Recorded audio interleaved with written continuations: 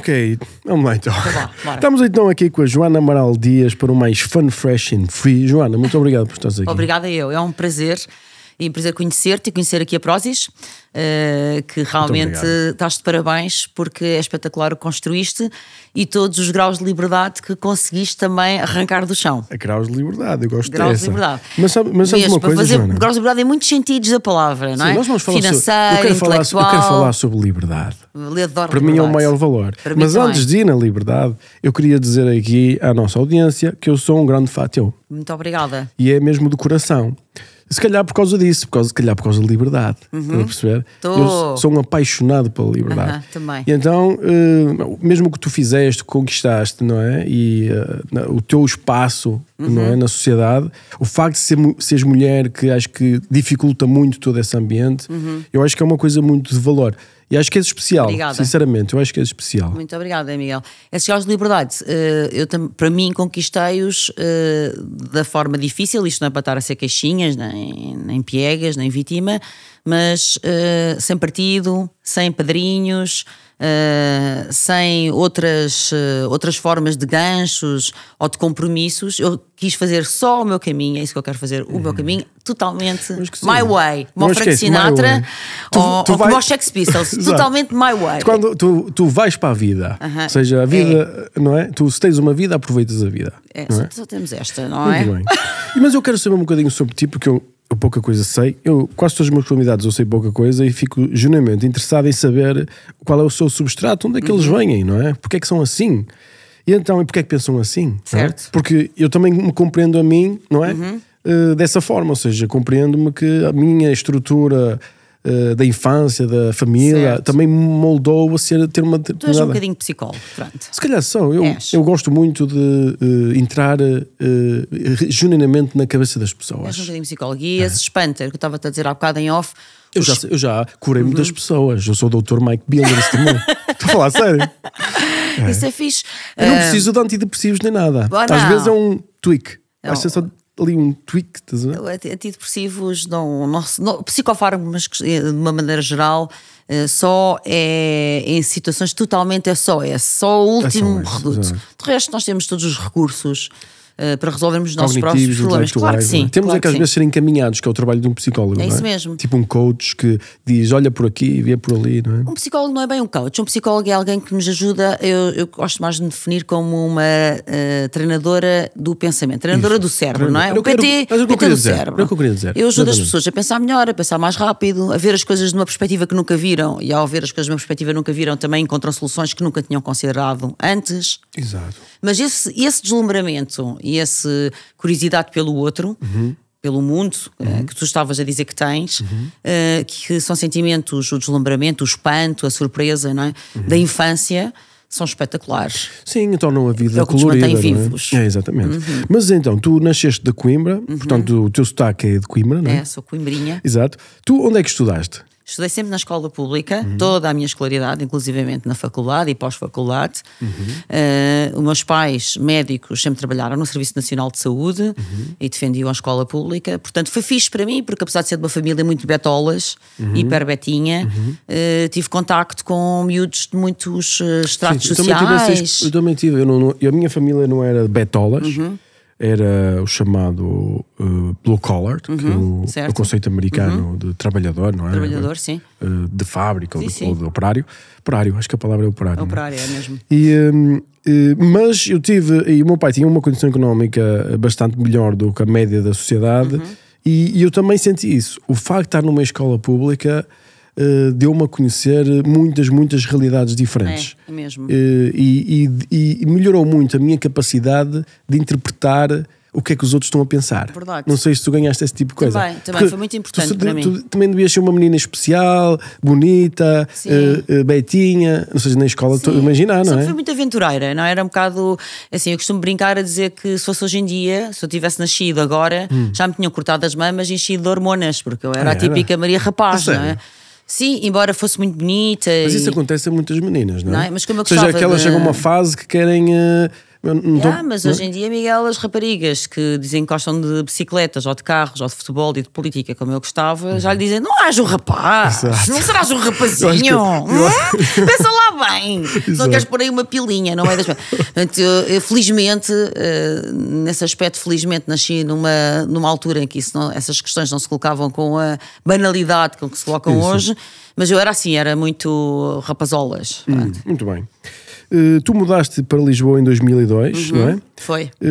Como é que tu chegaste, por causa da política? Como é que este processo, como é que tu, tão nova, não é?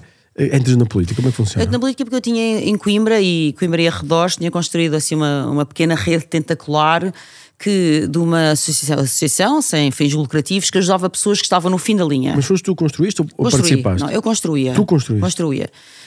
Ia buscar miúdos voluntários, arranjava patrocínios.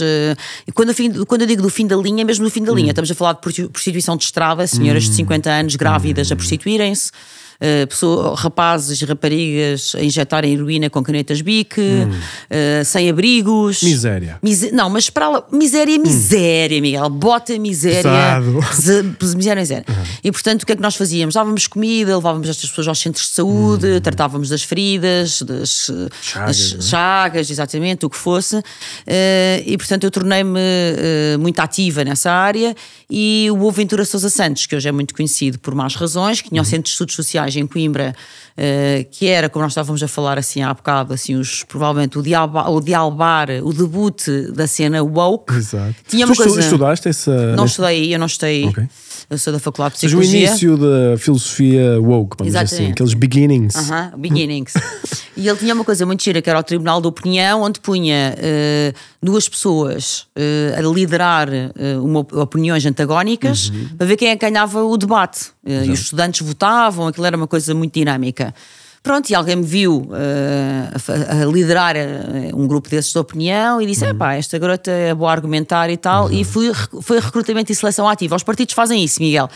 Os partidos políticos já faziam, agora não sei, mas faziam isso, iam buscar pessoas que achavam que era headhunting, iam buscar pessoas que por alguma razão achavam que podiam fazer uma boa figura ou ser um bom elemento no partido. E pronto, e depois vim para Lisboa e entretanto... Mas tu foste então, digamos...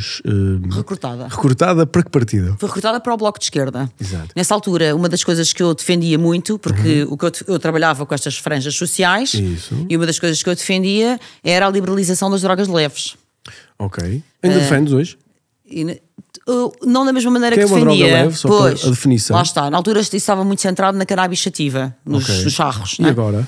Agora, o problema é que agora a psicofarmacologia, a farmacologia mudou muito e as novas drogas sintéticas encheram o mercado, coisa que não havia nessa altura. São consideradas leves essas drogas? Pois, lá está, as fronteiras depois são tenues e estas novas drogas sintéticas são muito perigosas. Mas se fosse cannabis, achas que devia ser legalizado?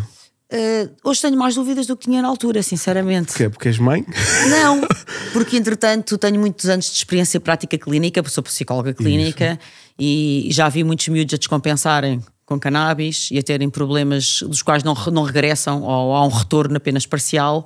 Por isso não defendo com a mesma... Mas achas que é da cannabis ou é já de uma estrutura... Pois, mas é difícil as duas coisas, saber, não é? As duas coisas, o ovo ou a galinha. Mas as experiências estão a ser feitas nos Estados Unidos e noutros sítios, alguns já há décadas, como por exemplo na Holanda, não é? Certo. Acho que dentro de pouco tempo já saberemos se realmente é uma coisa assim. Eu tendo a ser muito liberal nessas coisas. Eu acho que, por exemplo, o álcool é uma droga violenta. Então não é? Claro. Pesada. É uma droga violentíssima. E o pessoal... É uma droga dura. É uma droga dura. Eu acho que o álcool, X unidades de álcool matam. Não tenhas dúvidas. Tu não consegues morrer de cannabis, é impossível, não é? Portanto, ninguém tem dúvidas que o álcool é uma droga mais pesada do que a cannabis, não é? Mas tem um aspecto também cultural. Claro, não é? Está inserido. Está inserido, nós já conseguimos dominar, apesar de haver muita destruição também pelo álcool, não é? Sem dúvida. Agora, eu também não sou a favor que se proíba o álcool, nem nada disso, porque eu acho que desde que não destabiliza a sociedade, não é? Eu sou uma pessoa normalmente liberal. Exato, ou seja, a minha e o pessoal vai logo dizer e o aborto? vai ser logo. aquela polémica. Pessoal, tenham calma com o aborto. Porque a liberdade acaba quando começa a liberdade dos outros, não é? É uma resposta simples. Mas não vamos falar disso, quero continuar a falar. Tendência liberal. E pronto, e depois, só para te dizer, daí foi um pulo na política e depois foi uma altura... Mas essa ligação com o Bloco de Esquerda está ligado à liberalização das drogas? Estava ligado, sobretudo, ao fim e ao cabo, às liberdades de uma maneira geral. Repara uma coisa, quando eu hoje não me revejo em nada, ou quase nada, no Bloco de Esquerda. Exato. Mas na altura, quando o Bloco surgiu, que é esta altura que nós estamos a falar, no princípio do século, o Bloco estava muito apostado na afirmação dos direitos individuais. E nas liberdades públicas. E isso interessava-me de sobremaneira. Claro. Principalmente, se é jovem, então ainda interessava-me muito. E me interessa hoje. Porque eu gostei de começar a trabalhar na rua, não é? Com essas franjas, e eu sou rua. Eu gosto de ir para a rua e fazer intervenção na rua, seja com a Covid, seja por causa do dinheiro físico. Tu no Covid tiveste... como é que lidaste com o Covid? Mal. Eu lidei assim. Eu sempre achei que o Covid era uma gripe. E que mantenho uma gripe. Eu também, sou sincero. Sempre achei que o Covid era uma gripe e que não havia. Aliás, eu em julho, no dia 1 de julho, estava a aterrar em Itália. Pois, no dia 1 de julho. Imagina, 2020. Que foi, eles abriram as fronteiras no dia, se não me engano, 29 ou 30 de junho. Então imagina o que é passear por Roma. Imagino. Sem ninguém. Então, foi 5 vezes a Roma nesse ano. Deve ter sido uma experiência. 5 vezes a Itália. Corri a Itália, ou seja, porque Itália é impossível visitar. É tanta gente. Então aproveitaste. Então, estava tudo Covid e eu siga. E viajei muito nessa altura, porque aqui em Portugal também não se podia estar, eu também já não vivia em Portugal. E o que eu senti foi, pessoal, o resto do mundo que onde eu tive pareceu São João. Não havia nada disto. Ou seja, eu estive em sítios onde estavam dezenas de milhares de pessoas num quilómetro quadrado e ninguém queria saber. E o pessoal diz, morreu muita gente, morreu. Oh, meu, assim, eu não vamos falar, não vamos exagerar, porque também não quero que seja este o tema da nossa conversa. Claro. Nós estamos a falar de liberdade, sentiste presa aqui em Portugal? Olha, vou dar um exemplo concreto. Uma vez que eu ia quase presa, ia quase outra vez presa, porque eu ia te dizer que nesse ano, 2002, 2003, quando foi depois da invasão do Iraque, tive muitos problemas por... Mas eu tenho que dizer que para mim ser preso é vencer na vida. Principalmente se for por uma coisa de ativismo. Aí foi assim. Por isso, por ativismo pôr a guerra que seja legítimo, percebes o que eu quero dizer? Sim, acho que foi muito legítimo e nesse aspecto, não estou a puxar nenhum galão, mas na verdade a história deu-me razão, não existiam armas de destruição massiva porra nenhuma. E, aliás, mas tu eras tipo estes climáxicos? Não. Ou tinhas uma estrutura, porquê é que foste presa? Eu na altura era deputada à Assembleia da República. Foste presa assim, deputada? Depois fui presa e fui liberta rapidamente porque era deputada, porque eu fiz uma coisa que não se pode fazer, que é fui-me manifestar contra a guerra em frente à porta da casa, da moradia do Durão Barroso. Da casa onde ele vivia, certo? Com a família. Exageraste um bocadinho. Exagerei uma beca. Pronto, e foi por causa disso. Mas essa guerra da mentira no Iraque importa muito, porque foi, na minha perspectiva, a grande primeira mentira global. Certo? E que levou a uma destruição gigante, morreram milhões e milhões de pessoas, uma guerra que durou anos e anos e que levou a uma guerra civil, etc. Aliás, o Iraque ainda continua com muitos problemas. Destabilização total do Médio Oriente. E nunca mais recuperou. Portanto, isso é um ponto importante. Na Covid, vou dar um exemplo concreto. Eu sempre me recusei a estar fechada em casa, sobretudo com os miúdos. Os meus miúdos têm agora 7 e 6 anos, os mais pequeninos. Nessa altura tinham 3 e 4 anos. E eu acho uma violência que miúdos tão pequeninos precisam de estar na relva, na terra, nos baloiços, ao ar livre. Estejam fechados durante meses e meses consecutivos em casa. Portanto, eu fiz questão de ir todos os dias com eles à rua, aos parques. Tu tiveste essa experiência do vazio, não é? Em Itália e eu em Lisboa, porque os parques estavam vazios, parecia tudo um cenário de filme. E, por exemplo, há um dia em que eu os levei a patinar, eu gosto de andar de patins, eles também, levei-os a patinar num parque de skate, onde havia 2 adolescentes a andar de skate, tudo ao ar livre. E de repente o parque é cercado. Isto há imagens disto, portanto eu não estou a exagerar. O parque é cercado por carros patrulha da PSP que chegam ali como se estivessem ali perigosos, criminosos, delinquentes, etc. Não é? Portanto, repara, está uma mãe com 2 putos catais minúsculos e 2 ou 3 adolescentes, portanto, cercados. O parque é cercado, é um parque ali na Expo e tudo lá para fora, evacuar o parque, saia daqui, não sei o quê. E eu disse ao polícia que não ia sair. Não ia sair. Que realmente os meus filhos só estavam ali a patinar, estavam um dia de sol, que eles precisam de fazer exercício físico, são pequenos, que isso é que é saúde. Saúde, ninguém reforça o seu sistema imunitário, fechado dentro de 4 paredes, sem apanhar sol, nem fazer exercício físico. E pronto, gerou-se ali um bate-papo, um bate-boca, mas eu não arredei pé. E portanto, depois eles chamaram mais polícia, porque pelos vistos eu peso 50 quilos, mas devo ter. Deves meter medo. E houve ali uma altura que eu achei que estávamos quase ali a chegar ao ponto de. Eu estava com o meu marido, portanto, entretanto, ele continua a andar com os putos, para os putos não estarem ali expostos àquele conflito. E houve ali um momento que os polícias vacilaram, vai, não vai, e acabaram por deixar ir. Mas repara, Miguel, nesta altura houve pessoas que foram multadas por comerem sandes no carro. Sim. Lembras-te? E gomas. Mas aqui se vê como é fácil, não é? Fácil, tão fácil. É tão fácil o pessoal todo abaixar a cabeça. A liberdade é muito fácil perder a liberdade. Tão frágil. É principalmente num país como o nosso. Nos Estados Unidos, com 450 milhões de armas, é um bocadinho mais difícil. Miguel, mas olha que nos Estados Unidos as pessoas também baixaram a bolinha com a Covid.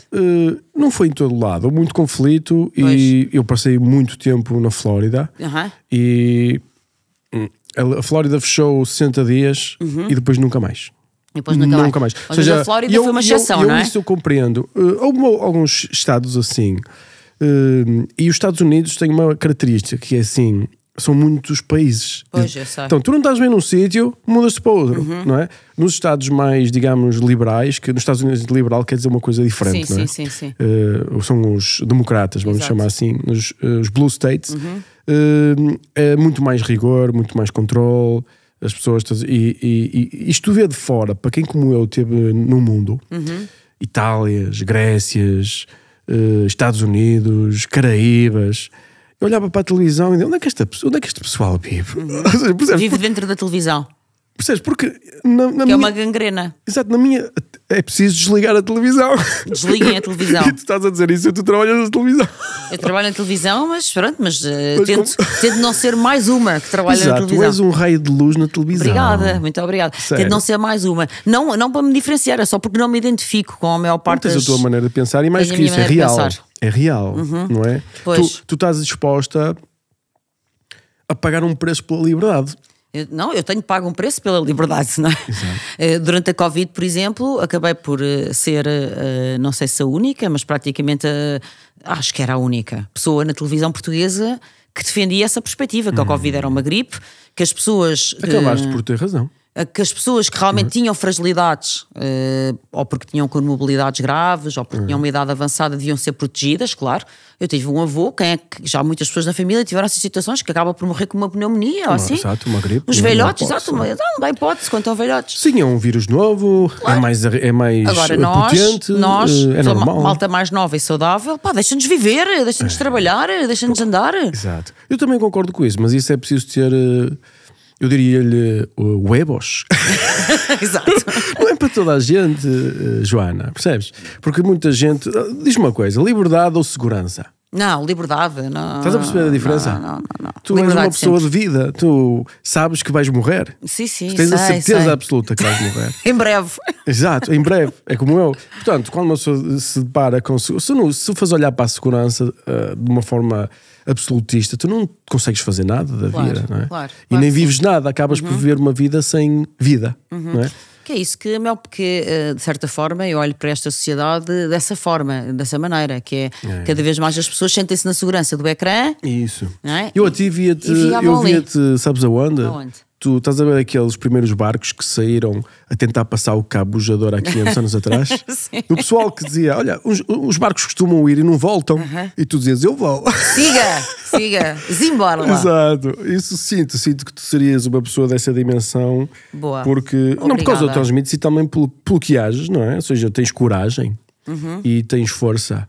E eu acho que és muito diferente do panorama televisivo quase na sua totalidade. Se eu não disser na sua totalidade, eu não tenho muita experiência de televisão, sou sincero.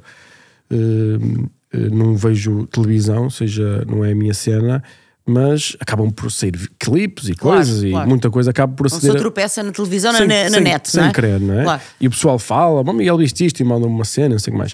E realmente é uma coisa que aí eu considero-te uma espécie de paladino, até nem se existe a palavra em feminino, ou seja, que tens um papel importante, é o que eu acho. Obrigada. Mas vou-te dizer, nunca fiz por ter um papel importante. A única coisa que eu faço, como eu te disse há bocado, é ter o que és. Ser o que eu sou e encontrar o meu caminho. E só aí é que se tem Só força. isso é que me interessa. Muito curioso, porque no teu caminho tu começaste do Bloco de Esquerda, hoje dizes que não identificas nada, porque uma pergunta que as pessoas fazem, que eu tenho uma espécie de vou-lhe chamar um grupo, não é? Uma comunidade. Sim. Eu perguntei, pessoal, o que é que gostavam que eu perguntasse à Joana? E ele, pergunta se ela é de esquerda ou de direita. Boa. É uma boa pergunta. Exato. E o que é que tu responderias a essa pergunta? Eu quero que a esquerda e a direita se lixem. Muito bem. Porque isso, a esquerda e a direita, são asas do mesmo pássaro. Isso. Na verdade, eu compreendo que a esquerda e a direita até pode ter sido uma grelha de leitura interessante no século XX. O mapa não é o território. A esquerda e a direita é um mapa. É só uma coisa para nós lermos a realidade. Isso não é a muito, realidade. Isso é muito interessante. Não é a realidade propriamente. O mapa não é o território. Ou seja, é uma interpretação da realidade. E eu acho que essa interpretação, e nós devemos usar as grelhas de interpretação conforme elas são úteis para aquela realidade em que nós estamos a viver. Exatamente. Não é insistir naquela grelha quando a realidade já mudou. Já se alterou. Não é? Exato. Pronto. E ela foi útil no século XX. No século XXI há outras grelhas completamente diferentes, há outras realidades completamente diferentes que requerem outras grelhas. Exato. Quando tu falavas já há bocado, por exemplo, destas divisões do wokeismo e dos que são woke e dos que não são woke, por exemplo, isso não tem nada a ver com esquerda e direita apenas, é muito mais complexo do que isso. Ou das pessoas que foram covideiras, das pessoas que... Porque tu és negacionista. Pois, eu sou chalupa. Já estás a ver o que eu fiz? Eu já pus o mapa. Exato. Na realidade. Exato, o mapa. Para te não conseguir ver realmente quem tu és. Exato, o mapa. Eu quando ponho o rótulo, tu és negacionista, o pessoal quando diz, tu és negacionista, ou fazem uma pergunta, eu pergunto, não, eu sou positivista. Exato. Ou seja, quero dizer, sou positivista, eu acredito neste conjunto de coisas, que por acaso é que se calhar o que tu achas que é ser negacionista. E o rótulo, eu vejo muito as pessoas, porque assim, é preciso ter também uma capacidade intelectual de meio burro para conseguir olhar para a realidade, porque eu não sei se compreendes o meu conceito de meio burro. Sim. Ou seja, a procura constante pelo conhecimento, estás a ver? Sim, sim. É o que eu digo, eu sou meio burro. Claro, somos todos. O máximo que nós podemos aspirar é ser meios burros. E já não é nada mau. E já não é mau. O pessoal quando me responde assim, Miguel, eu sou um 3/4 de burro, outros dizem eu sou um 100% de burro, e respondem muitas vezes assim. E neste caso, este catálogo que colocas nas pessoas, vocês têm que, e a tua resposta foi brilhante, não é? Porque já revela a reflexão. Não é? Lá estou eu a mostrar que sou fada da Joana, mas a questão é, porque tu dizes, não há esquerda nem direita, eu digo, é justamente esse tipo de pessoas que nós precisamos. Pois. Nós precisamos de pessoas que querem atingir um resultado e não se querem catalogar, nem se querem pôr num grupo, porque isto é uma luta de futebol não, isto é para fazer progredir a sociedade numa direção da prosperidade. Exatamente. Não é? E para todos, e do bem-estar para todos. Maior não é? bem-estar. Por isso não me revejo nessa treta e, na verdade, acho que ficarmos presos a isso é como se, imagina, há um quadro do Rembrandt, que é a autópsia do Dr. Pulp, que ele está a ver-se um cadáver e muitos médicos à volta, naquelas cores sombrias daqueles quadros dessa altura, e o médico, em vez de estar a olhar para o corpo que está a autopsiar, está a olhar para o manual de medicina. E é assim que eu vejo um bocadinho as ideologias. Exatamente. Em vez das pessoas estarem a olhar para a realidade que está ali e analisá-la, não é? Exatamente. E aprender com ela, porque nessa altura eram as primeiras autópsias, estava-se a aprender o que era o corpo humano. estão a olhar para o manual de medicina. Eu não quero estar a olhar para o manual de medicina. Eu quero olhar para o que está à nossa frente. Para a realidade. Quando mais uma realidade que se altera permanentemente. Muito. O que eu costumo dizer, e aí isto é capaz de ressoar em ti, é: não tentes compreender o mar, navega o mar. As pessoas dizem: Miguel, como é que consigo atingir os objetivos? Não tentes compreender, navega, porque a compreensão absoluta da realidade é impossível. Claro. Tu tens é que tentar progredir o mais rápido possível numa direção que é boa para a tua vida, não é? Portanto, eu suponho então que depois de dizeres uma coisa tão meio burra, tu digas: o sistema político português está estruturado e com capacidade para servir as pessoas em Portugal? Não está. Nós temos, eu vejo o sistema político português assim, temos 80% é uma casta política anacrónica, seródia, com péssimos hábitos. Queres definir essas palavras? Que eu não sou muito bom em palavras. Uma casta política que é, ao fim e ao cabo, são pessoas que estão há muitos anos no poder, é uma elite que se autoperpetua, que se alimenta, é uma linhagem, é uma espécie de um clã, de uma linhagem no PS, no PSD, no Bloco também já é assim, no PC é assim, portanto isto é esquerda e direita, que se autoperpetua do poder pelo poder, que não tem interesse nenhum em defender o tal bem-estar, o bem comum. Não há aqui nenhum interesse nisso, é a sua autoperpetuação. Achas que é isso aí em todo em toda a casta política. E isto fez com que, e não é só em Portugal, eu vejo isto assim e na Europa. Exato. E não só na Europa, mas na Europa é muito evidente. E isto pariu um filho que são os extremismos. Porque isto fez com que as pessoas ficassem desesperadas. As pessoas estão desesperadas, Miguel. Porquê estão desesperadas? Estão desesperadas porque pagam uma batelada de impostos pelo seu trabalho e não têm saúde de qualidade, não têm escola de qualidade. Ou seja, será que estão desesperadas porque a vida não está a melhorar? A vida está a piorar. Achas que sim? Achas que a vida acho que sim. Em termos de qualidade de vida, acho que a vida está a piorar muito. Olha, um bom barómetro disso é a qualidade do ensino. Nós vemos que uma suposta geração mais bem preparada de sempre tem menos aptidões, menos competências em coisas essenciais de leitura, escrita, matemática, por aí fora, do que gerações anteriores. E isso, bom... Não deveria ser assim. Não deveria, nunca... Ainda por cima com a internet. Olha, eu sou amante da liberdade e, em segundo lugar, educação. Liberdade e educação, liberdade e educação. Eu também. O resto? Eu para mim era assim, era liberdade e educação. Pronto. Só que depois aqui, vamos poder falar mais sobre isto, mas eu queria ainda explorar aqui a vertente política, que é... Eu tenho que te fazer esta pergunta. Faz. É verdade que Sócrates te ofereceu um cargo no governo? Sim, ofereceu-me um cargo de deputada, que disse que depois era negociável, porque já tinha sido deputada e voltar a ser deputada não é uma coisa que me atraia, nem na altura, nem agora, especialmente, não é? Foi muito interessante, foi um crash course, não é? Foi ali um curso intensivo. Eu sou de ciências, de repente tinha que estar a fazer leis, não é? Portanto foi fixe, abriu ali os horizontes, não é? Eu se trabalhasse num partido, tu eras minha deputada, certeza. Obrigada. Portanto, ou seja, foi interessante, mas então a proposta era que eu depois podia dirigir o Instituto da Juventude, ou uma coisa qualquer que eu gostasse, ou o Instituto da Droga e da Toxicodependência, uma coisa qualquer assim da minha área. Isso. E depois gerou-se ali um bate-boca com outras pessoas do PS que diziam que não era, que eu não tinha sido convidado, mas o tempo também se encarregou de esclarecer quem eram essas pessoas, não é? Exato, o Galamba... Mas é porque, o tempo foi clarificando. O tempo foi clarificando quem é que era a Joana e quem que era o Galamba. Porquê que não queriam a Joana lá? Não, eles queriam a Joana. Não queriam era depois admitir que tinham feito o convite, porque eu recusei o convite. E porquê que recusaste? Recusei o convite porque eu não me revejo nesta casta política. E não estou disposta tu és mesmo OG. A deixar és lá OG. não quero deixar lá um braço. Tu és OG. Não quero. Não queres perder a tua liberdade? Não, nunca. Nem em nome disso. Não. Tu em quem votarias hoje? Eu sinto-me uma rainha se andar descalça na rua. Exato. E nessa altura, se calhar... Sim, tu és uma mulher com muita confiança. Punham-me uns sapatinhos de Cinderela, mas eu não me ia sentir eu. Exatamente. Ou seja, tu tens muita confiança interior, não é? Gosto de uma frase da Madonna que ela diz assim, uma coisa do género. Não sou mega fã da música dela, mas da persona artística dela sou, e do que ela construiu, não é? E do nada, não é? Sou mega fã e aí sou. E ela tem uma frase que diz que a vida é super precária, está sempre pelo um fio, estamos sempre no fio da navalha. E que a única coisa que nós temos realmente certeza é a nossa autoconfiança. Isto depende de ti. Pronto. A única confiança que nós temos é a nossa autoconfiança. É um bocado a Descartes. É a única coisa que segura. Não é? Ou seja, eu penso, logo existo, não é? Um bocado. O Descartes não sabia que corpo e cabeça são a mesma coisa. Exato. Não percebeu. Não Ele percebeu por bem. acaso tinha um bocado esse que. Não, aí é uma dicotomia, realmente. Ele não percebeu bem que o cérebro é um órgão como outro Também qualquer. já foi há muitos anos atrás. Pois foi, ele estava um bocado Mas atrasado. tu acreditas, já agora que me despertaste para o interesse dessa frase, eu tenho de fazer a pergunta seguinte, que é: a tua visão do universo é naturalista?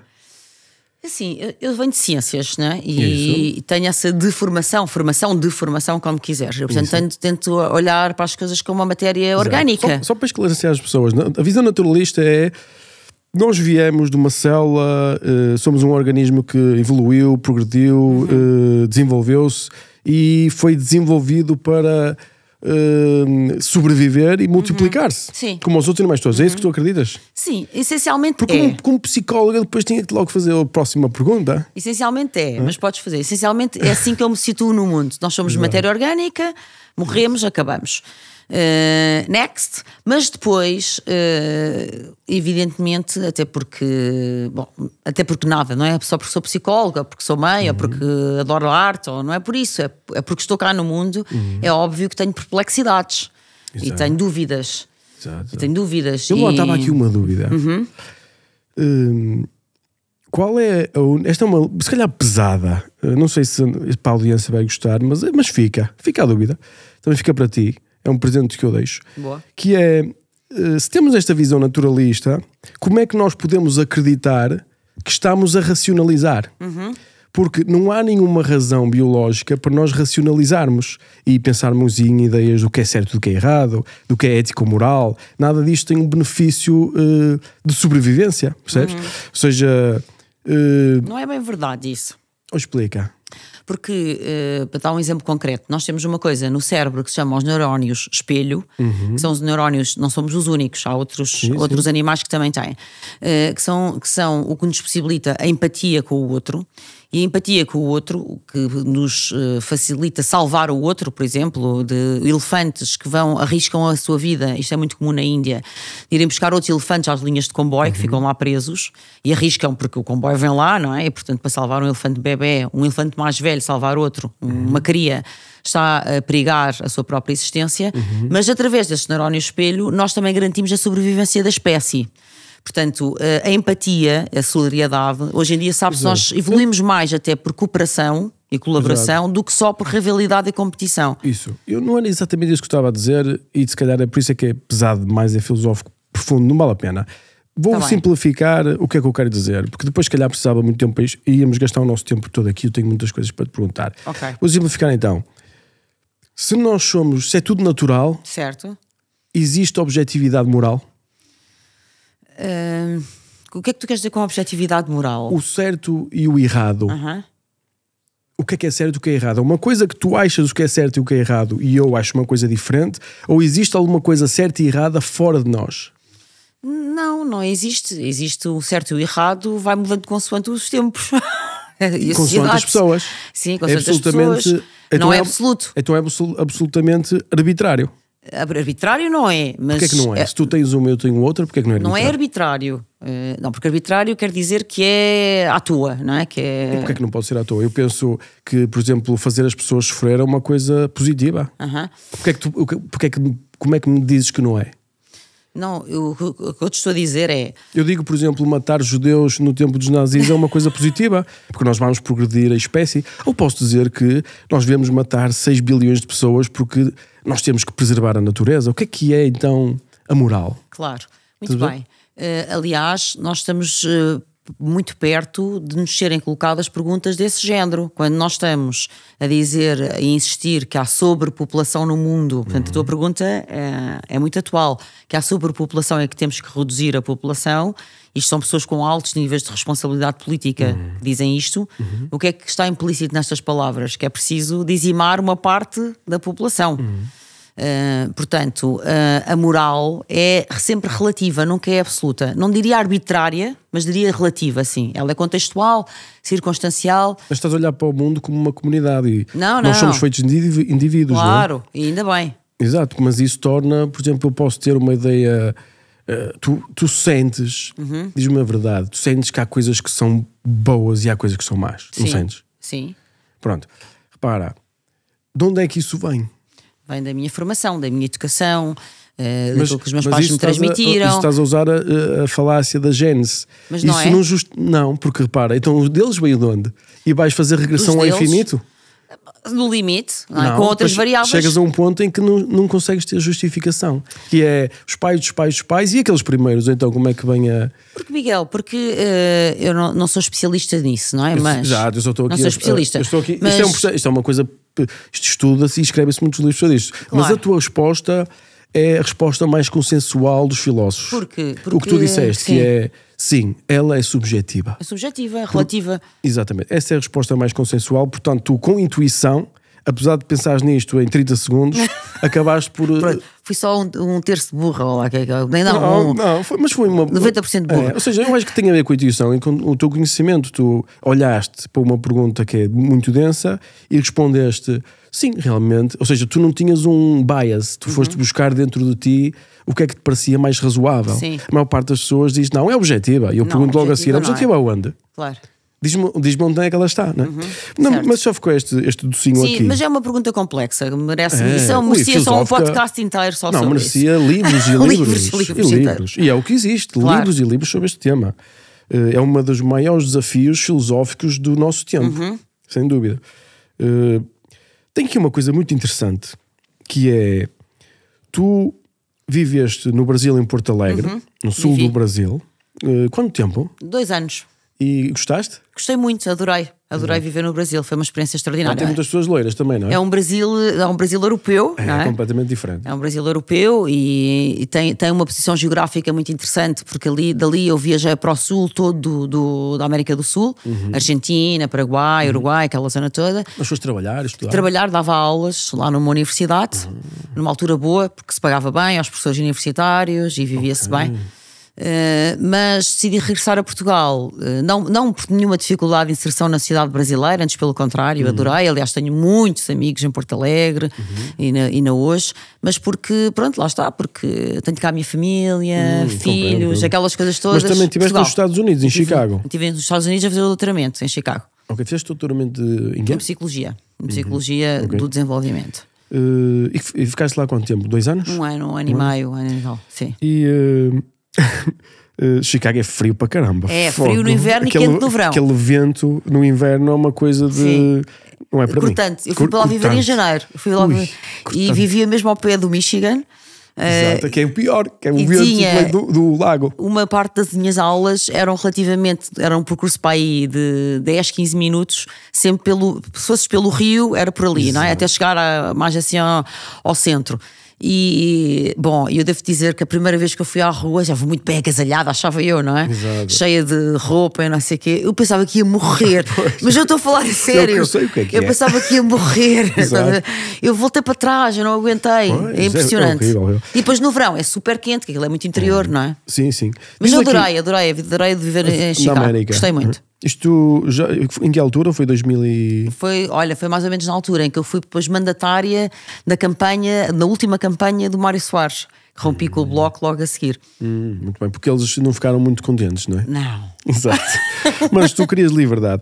Diz aqui uma coisa interessante que eu gostava que traduzisses isto ou explicasses melhor. Consideras que o regresso a Portugal é o teu maior desgosto? Não, Portugal, não regresso a Portugal, não. O Portugal em si mesmo é o meu maior desgosto de amor. Porque eu adoro Portugal, adoro Portugal, adoro o meu país, adoro os portugueses, adoro imensas coisas de Portugal, uma lista infinita, que provavelmente muitas pessoas partilham, não é? Muitos portugueses partilham. Eu adoro os portugueses. Adoro os portugueses, adoro a comida portuguesa, adoro imensas coisas. Mas tenho um conflito com Portugal. Pronto, e o meu conflito é que Portugal está-me sempre a partir o coração, está-me sempre a dar desilusões, sempre a dar decisões, mas eu vivo numa espécie de relação amor-ódio, estás a ver? Aquelas relações tóxicas que algumas pessoas têm, amorosas. Eu felizmente não tenho disso, não é? Estou casada e bem casada, mas há pessoas que estão sempre no casa e descasa e eu vivi isso com o meu país, estás a ver? Casa e descasa, vou-me embora, e hoje sentes-te melhor? Não, sinto-me muito desiludida. Super desiludida. Faz-me sofrer, o meu país faz-me sofrer. Eu sofro aqui. Eu sofro, tu compreendes-me. Compreendo-te absolutamente. Eu uma vez vi uma entrevista num senhor, nem quero dizer quem é, porque acho que não é relevante, nem sei se é. Pronto, porque não quero enfatizar essa parte da entrevista, mas o pessoal que viu sabe que ele dizia no fim qual é o seu maior desgosto. E ele diz: o seu maior desgosto, acho que foi o maior desgosto, mas o que ele diz é morrer em Portugal, não é? E porquê é que vai morrer em Portugal? Porquê é que não saiu? Porquê é que está aqui? Porque conheço os cantos à casa. Que é uma excelente resposta, mas que me perturbou profundamente. Sim, eu percebo. Que é, e eu disse: eu não quero que me aconteça isso a mim. Então por isso é que saí. Ou seja, e sinto-me muito melhor fora de Portugal do que aqui. Principalmente, eu sou um bocado nómada, rei dos gigantes. Então o que é que eu sinto? Eu sinto um nível de energia. Aqui é muito down. Muito, estás a perceber? É preciso ter muita força anímica para conseguir ser muito feliz aqui. É verdade. Concordo totalmente contigo. Ou ignoras tudo o que se passa à tua volta, não é? Não é que o país seja horrível de viver, é quase como... É triste. É triste ver as coisas a definhar-se, não evoluir, não se debruxar, como é que se diz? Desabrochar florescer, não é? O potencial. O potencial brutal. O potencial tem que sair daqui. Ou seja, as pessoas saem daqui. O potencial brutal, que isso é que é o tal desgosto de amor, porque Portugal tem um potencial brutal. É isso mesmo. O Jorge de Sena tem uma expressão que eu adoro, que é Portugal, que é esta porra triste. Exato. É uma porra triste, meu. Que porra triste! Muito engraçado. Mas pronto, eu adoro o meu país e provavelmente vou voltar a sair qualquer dia, mas pois eu já sei que acabo por regressar. E não é por conhecer os cantos da casa, embora também os conheça bem, os cantos à casa, é porque sou apaixonada por eles. Muito bem, muito bem. Em quem é que votarias hoje? Eu tenho votado sempre nulo. Não falho as eleições, vou sempre votar, vou lá para a minha casinha, não é? Que eles mandam as pessoas lá para aquele gabinetezinho e depois sou daquelas pessoas que deixam mensagens no boletim. Não gosto de deixar em branco, porque tenho sempre aquela paranoia de alguém nem mete aqui algum votinho onde eu não quero. Okay. Então faço bonecada no boletim, escrevo mensagens. Imagino sempre aquelas pessoas na mesa de voto já contaram imensos votos, já estão fartas daquela porcaria. Abrem o meu e dizem Exato. Às vezes até dou por mim imaginar o que é que eu vou escrever desta vez. Vou escrever, sei lá, Costa, não sei o quê, ou Pedro Nuno Santos, não sei quantos, que é para depois imaginar a surpresa. Exato. Bem, é coerente. É isto. Coerente. Nulo, voto nulo. Tens 3 filhos, o que é incrível. Obrigada. Parabéns, tu estás a contribuir para a natalidade. Mas estás a contribuir para a sobrevivência de Portugal. Nós precisávamos de 3 filhos por mulher. Pois. Era o que era preciso. Mas é duro também, sabes? Muito duro. É dramático. É o maior sacrifício que há, eu sei o que é. Mas vais ser devidamente recompensada. Espero bem que sim. E também és ao longo do tempo. Não, já sou. Eu adoro ser mãe. Vai ser mais, quer dizer. Na minha opinião, quando olho para as outras pessoas do que aconteceu na sua realidade, porque a minha experiência é igual à tua, também tenho 3 filhos. Tens, portanto, 2 cães. Tenho. Rafeirolas. São rafeirolas. E, portanto, és psicólogo clínico e diriges uma clínica de saúde mental. Tens o teu próprio negócio. Tenho o meu próprio negócio, a Clínica Amaral Dias. Tenho psiquiatras, psicólogos, essa malta toda da saúde mental. Isso, administras isto e também... Giro clinicamente, mas também vejo pacientes ainda. Mas tenho muito trabalho de gestão. Exato, mais administração. E também faz a televisão, não é? Ou seja, todos os dias. Todos os dias. Praticamente. Na televisão. Okay. Todos os dias. Para além da política e da psicologia, adoras desporto, literatura e cinema. Quais são os teus filmes favoritos já agora? Só por curiosidade. Sei lá.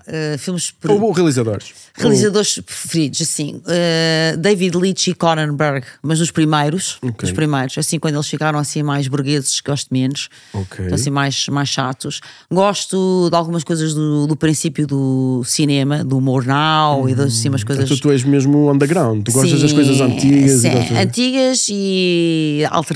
Mas, atenção, eu vejo todo o tipo... Eu tenho um livro de cinema, eu adoro mesmo só sobre cinema, chama-se Sonhos Públicos. Mas escreveste? Escrevi. Fixe. Que é uma leitura do cinema como uma projeção em tela, literalmente, do inconsciente coletivo. É uma leitura do cinema, uma interpretação do cinema assim. Tem uma certa lógica. É interessante. Eu depois dou-te um. Tu vais gostar muito desse. E não é para agradecer, mas para te dizer que Eu vejo tudo de cinema, embora tenha as minhas preferências. Claro. Eu sou capaz de ver um filme de terror série B. Gostas de experiências diferentes? Gosto. Eu gosto de cinema. O cinema é um. Eu identifico-me nesse... Agora até faço teatro, sabias? Agora também estou com uma peça em teatro. A sério? Sim, sou atriz agora também. Estou a fazer os monólogos da vagina. Sabias? Já ouviste falar dessa peça? Já ouvi. Pois, eu estou com os monólogos da vagina no Tagus Park, tem sido uma experiência alucinante. E safas-te bem? Epá, acho que sim, acho que me sabe bem. Descobriste um talento que estava ali. Não, é uma brincadeira, mas é giro saíres, não é? De experimentares outra coisa, seja um bocadinho daquele teu perímetro. Estou a perceber. Portanto, amas a liberdade e lutas por ela, nós já falámos sobre isto. Luto até à morte.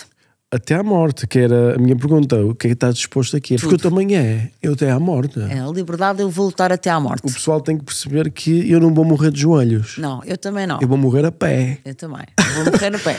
Eu às vezes vejo aqueles, sei lá, a matarem pessoas o ISIS, que punham-se todos em fila e matavam as pessoas todas. Chegaste a ver estes vídeos horríveis? Sim, infelizmente já. Ou, por exemplo, os judeus deitavam-se e matavam-os de trás e coisas. Para eu morrer é de pé. Sim, olhos nos olhos. Olhos nos olhos. Ou no meu caso, olho no olho. E então,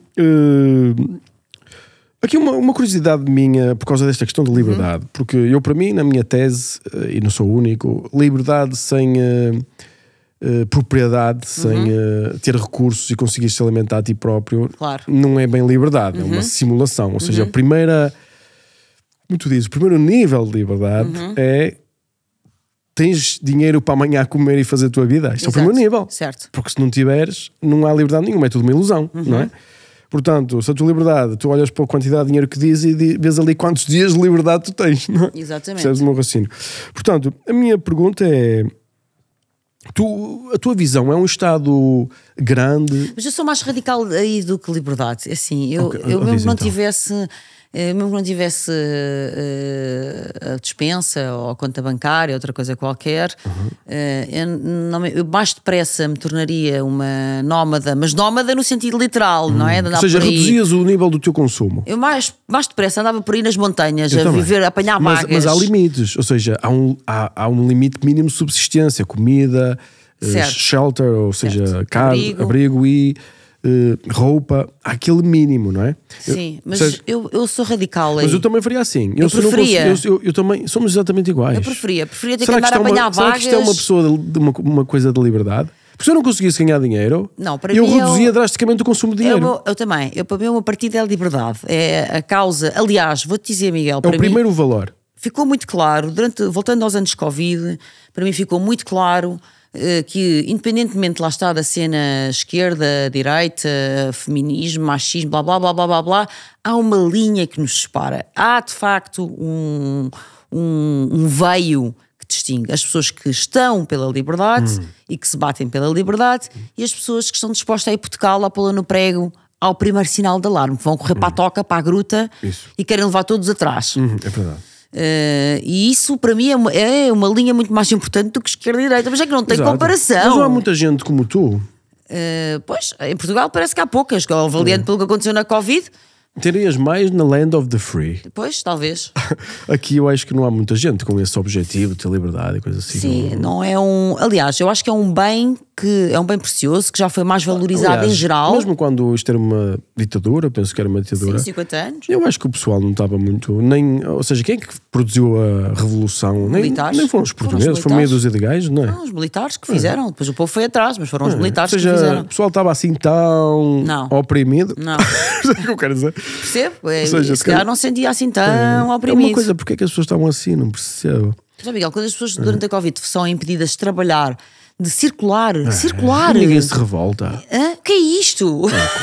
As crianças são impedidas de ir à escola, de aprenderem. As pessoas são impedidas de ter o seu ganha-pão. Imagina, tu tens uma loja num bairro, não é? Fecham-te as portas. Mas a estrutura é a mesma do costume, é o medo, não é? Claro, o medo. Ou seja, o pessoal troca a liberdade pela segurança. Sim. E como acho que é Winston Churchill, se trocares a liberdade por segurança, não vais ter nenhuma nem outra. Sim, não é? E o medo é a mais poderosa emoção humana e é evidente que é o medo que sabes o que é que eu coleciono? É o combustível desta porcaria toda. Coleciono filmes sobre o medo. Pois, são tantos. São muitos mesmo. Ou seja, o medo representa mesmo a parte... O medo é a antítese da liberdade. Pois é, claro que sim. Mas há pessoas que preferem viver no medo. Eu não quero viver no medo. Eu Nem um prefiro dia. morrer Nem um dia. do que viver no medo. Exato. Percebes? Exatamente, é isso mesmo. Nem um dia. Eu não quero viver no medo nem um dia. Medo de quê? Exato. Porque o medo não existe. Como psicóloga, o medo é uma reação sobre uma coisa futura. Claro, obviamente. Porque tu, aparece-te um leão e tu reages e foges, porque viste o leão. O medo não é isto. Isto é uma reação autónoma de fight and fight, Claro, não é? claro. O medo é que é a ansiedade, que esta coisa que origina todo é o que é que vai acontecer a seguir. Ou seja, tu desenvolves medo sobre o leão quando começas a pensar que ele te vai comer. Claro, o medo do medo. Exatamente. E isso aí é uma ficção da nossa cabeça. E é uma construção que nós fazemos. Então, eu consegui, por exemplo, na minha experiência própria, eu tinha medo, por exemplo, de voar. E sempre voei. Sim. Porque é assim, tenho medo, até me suava as mãos e às vezes sonhava que o avião tinha caído e eu estava lá de manhã e dizia ao pessoal, eu sonhei que o avião vai cair. E isso é para morrer, é para morrer. Mas depois comecei a perceber que se eu imaginasse coisas boas na minha cabeça, o medo deixava de existir. E funciona muito bem fazer esse mapa mental. Pois, uma claro. dicasinha para o pessoal. Sim, sim. E não sei se... Tudo se treina. E o cérebro, apesar destas mistificações todas à volta do órgão cérebro, o cérebro é só um órgão, como ao estômago, o coração aos pulmões. Eu acho que sim, o cérebro é um órgão, mas eu, por exemplo, eu não me considero o meu cérebro.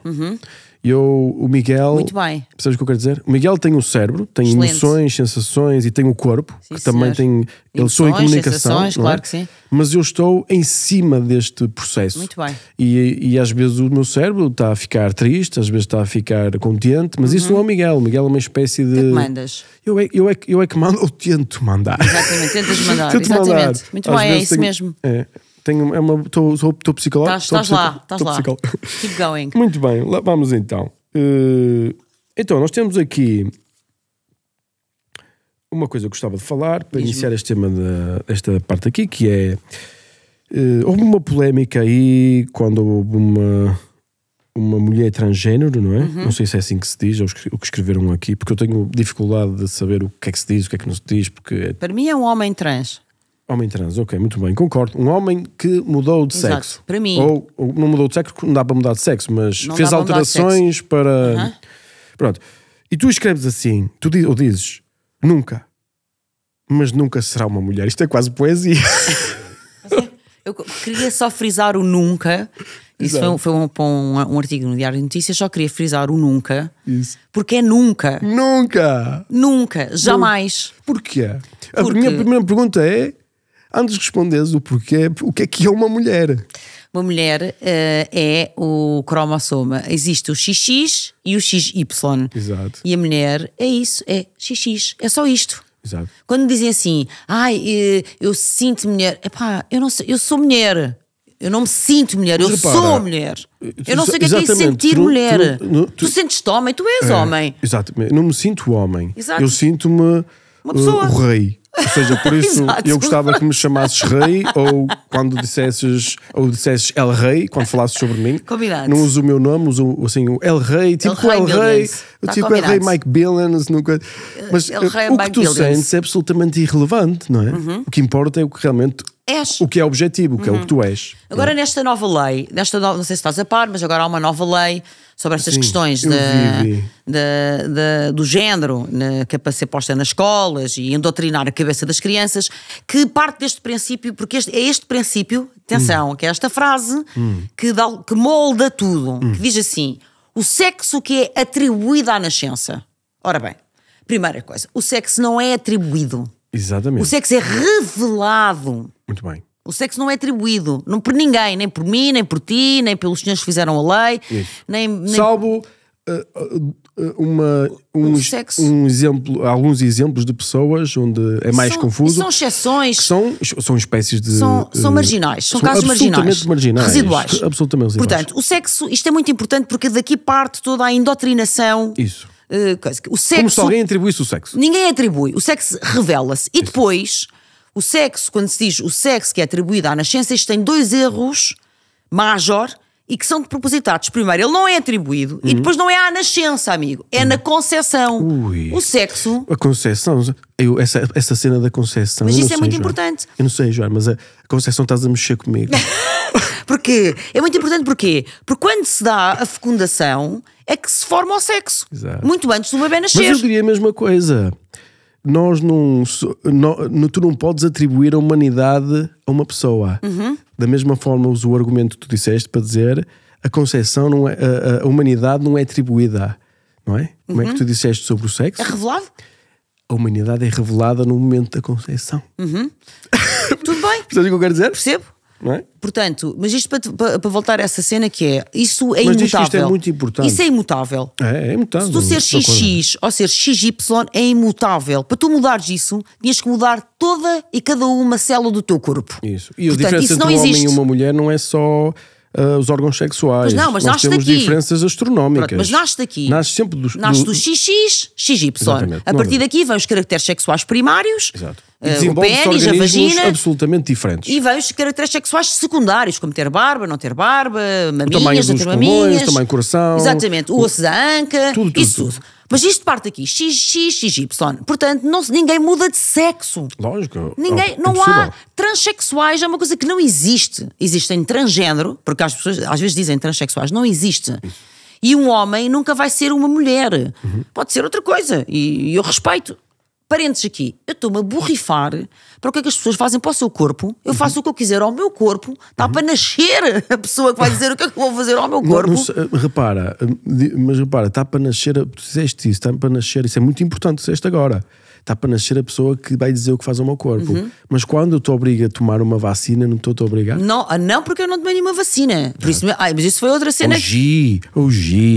Não tomei nenhuma vacina da Covid. Não tomei, nem vou tomar. Mas nem os meus filhos. Mas adiante, para dizer que... Porque isso é o teu corpo. É o meu corpo. E eu faço o que eu quiser ao meu corpo. Isso. E as pessoas que são trans, reparem, isto não tem nada a ver com os direitos delas. Elas, por mim, fazem o que quiserem.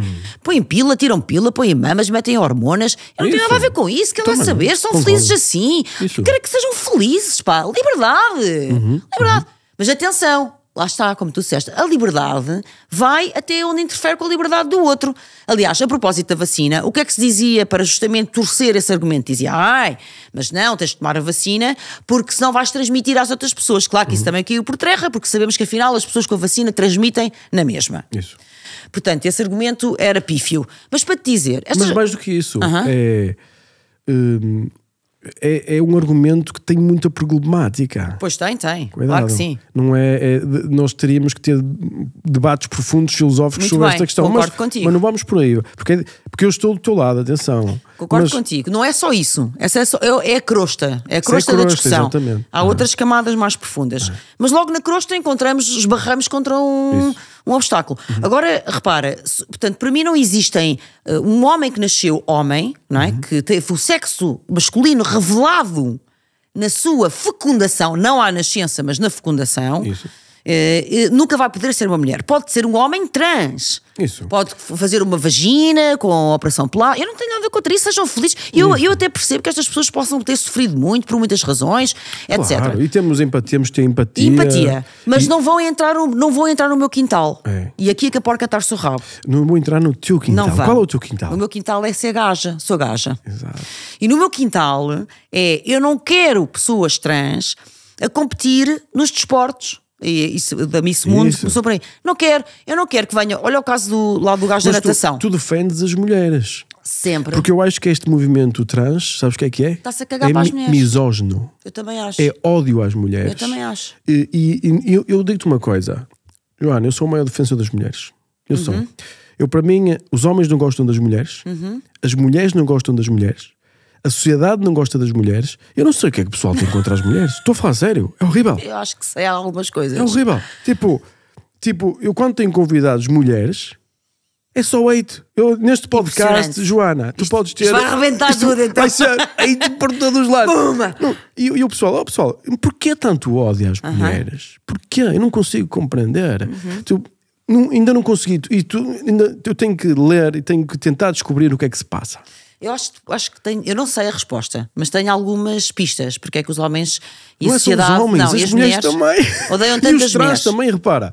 Isto é uma cena trans. Quem é que perde quando... Repara, tu vês algum homem a perder a medalha por ver lá uma mulher competir? Claro que não. Não é? Tu vês algum homem chateado se vier uma mulher para a sua casa de banho? Uma só até agradece. Claro, Tu até diz, onde é que conheceste a tua mulher? Na casa Claro. de banho? Tipo, não há Nice. problema nenhum. Claro. Agora, mas o inverso é mau para as mulheres. É péssimo. É o único que sofre, é a mulher. Claro que sim. E por isso é que eu não aceito, eu que sempre me bati pela paridade entre homens e mulheres, paridade, não é igualdade, paridade. O que define, por favor? Epá, por exemplo, o mesmo trabalho, o mesmo salário. Se eu mesmo. produzo o mesmo do que um gajo, eu quero ganhar o mesmo. Não há dúvidas. Mas achas que não ganhas? Tenho a certeza. A sério? Então, eu sei muitos contextos, eu trabalho em muitas empresas, já trabalhei em muitas Nas empresas empresas diferentes. privadas? Acontece muitas vezes. Mas diz uma coisa, será exatamente a mesma coisa, Joana? O quê?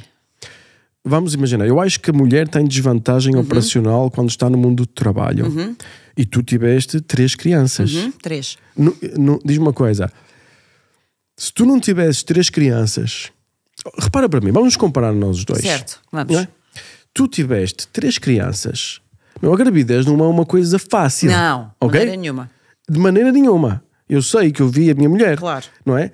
Cuidar das crianças também não é fácil. Não. E as mulheres têm muitas mais competências que os homens. Sim, é diferente. É diferente. Concordas que é diferente? São É muito diferente. melhores. Não, é diferente a vários níveis. A muitos níveis. Exatamente. A minha mulher deu-me sempre o apoio total. Para dizer, Miguel, tu vais trabalhar, vais trazer o money, e não te preocupes com nada. Muito bem. Tu não achas que eu estou numa vantagem operacional muito grande em relação a ti? Eu fiz as coisas de uma maneira diferente da tua. Eu fiz assim. Mas, por exemplo, mas tu podes ter alterado o sistema, mas é difícil, tens que admitir. É difícil. Eu fiz assim, em casa eu fiz assim, eu vou ficar grávida. A partir daqui deste momento, como tu não podes ficar grávido, não é? É só o meu marido, não podes ficar grávido. Não dá, porque não dá. Sabes o que é? Porque não dá para mudar de sexo. Exatamente, porque não dá para mudar de sexo. Portanto, tu vais ter cancro da próstata, mesmo que fosse transexual, transgénero, mas, portanto, fora de brincadeiras, eu vou engravidar e a partir daqui eu faço 49% e tu fazes 51%. A diferença entre nós, tu vais-me compensar da gravidez. E ele faz 51%. Só 51? Ele faz 51%, eu faço 49%. É? E Mas o que é assim- que queres dizer com isso? Não estou a perceber. Não, quer dizer que Ele faz um bocadinho mais que tu. ligeiramente mais do que eu. Ligeiramente. Queres exemplificar? Não estou a querer perceber. Opá, por exemplo, muitas vezes à noite, vou dar um exemplo concreto, muitas vezes à noite, quem faz o jantar é o Pedro, Isso. porque eu sou capaz de chegar à hora de jantar. Ok. Estás a ver? ok. E ele está com os Ou putos seja, quando eu vocês chego. organizam-se de uma forma, e acho muito bem, espetacular. Paritária. Paritária. Mas eu acho que é paritária. O que é que quer dizer paritária? Só? É isso, temos em igualdade, lá está, o mesmo salário. Mas por mesmo- exemplo, imagina em casa, Certo. a minha casa, e eu nunca tive que acordar de noite para cuidar de um bebé. Pronto, vocês organizaram-se de outra mas é maneira. absolutamente paritária na mesma. Claro, é outra forma de Só que eu paritária. faço uma função e ela faz Muito outra. bem, e nós, por isso é que eu Eu disse. nunca liguei para dizer, mulher, vai trabalhar ou não sei o que mais. Eu disse, não, eu resolvo isto. Eu resolvo isto, tu resolves bem, aquilo. claro. Vamos nos organizar desta forma. E cada pessoa vai se organizar, deve se organizar da forma quer. que funcionar melhor. funcionar Às melhor. vezes não é o que nós queremos, é o que Whatever funciona works. melhor, não é? Por isso é que eu te disse, nós Isso é muito bem. organizámos de outra maneira. Isso. Mas sim, é paritária na mesma. Isso. É, Mas sem sobre isso, dúvida. então imagina, tu estás aqui a trabalhar, começo eu e tu a trabalhar, eu tenho esta mulher que está ali, tu tens que parir, basicamente é isso, porque fazes uma coisa mágica que nenhum homem no planeta Terra... Já começas a ver porque é que há tanto ódio às mulheres. Pois já, porque nós porque elas fazemos fazem uma coisa magia? mágica. Claro, Será que é por causa disso? também é. É capaz de ser. Olha que deve ser uma cena, nascer um ser humano dentro de ti deve ser uma Aliás, cena surreal. continua a ser um dos mistérios. Repara, do ponto de vista científico, sabes quando tens que pôr um órgão, um rim de outra pessoa, ou o fígado, isso. tens que tomar imensa medicação porque há uma rejeição natural do teu Isso, organismo, a um isso. corpo É um estranho. ADN diferente. Exatamente. E é incrível, como é que um ADN diferente, porque o teu filho tem um ADN diferente do Isso, teu, isso. não é o mesmo Não é o ADN. mesmo, não é? Como é que o corpo não só não rejeita, Isso. como aceita, alimenta e produz. É. E portanto, do ponto de vista científico, é um mistério. É magia. É magia. E olha lá, essa é uma das razões pelas quais se odeia as mulheres. Porque as mulheres têm um super ultra poder que mais de um ser... Eu nunca pensei que nós fôssemos tão iguais, Joana. É assim, estás a ver? A sério? Já viste? Eu também acho que é um super ultra poder. É mesmo. É uma coisa o poder. É o poder. É o poder. Tanto é que eu diria assim, tu gostas de paridade. Se nós estivermos num barco e o barco estiver a afundar, Certo. Tu dizias mulheres e crianças primeiro? Bom, crianças definitivamente. Eu diria quem cuidasse melhor das crianças. Quem conseguisse cuidar melhor das crianças. São logo as mulheres. Depende, em alguns casos não são.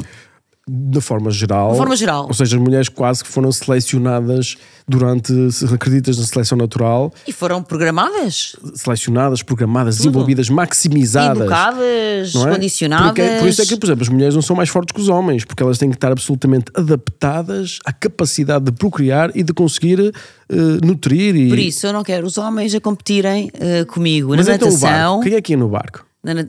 Eu digo-te mesmo, sinceramente, as crianças primeiro, definitivamente. Sou grande defensora também dos direitos das crianças, que acho que têm sido espezinhados. Isso é outra conversa. Acho que as crianças são super maltratadas nas sociedades ditas civilizadas e progressistas. Acho isso uma treta.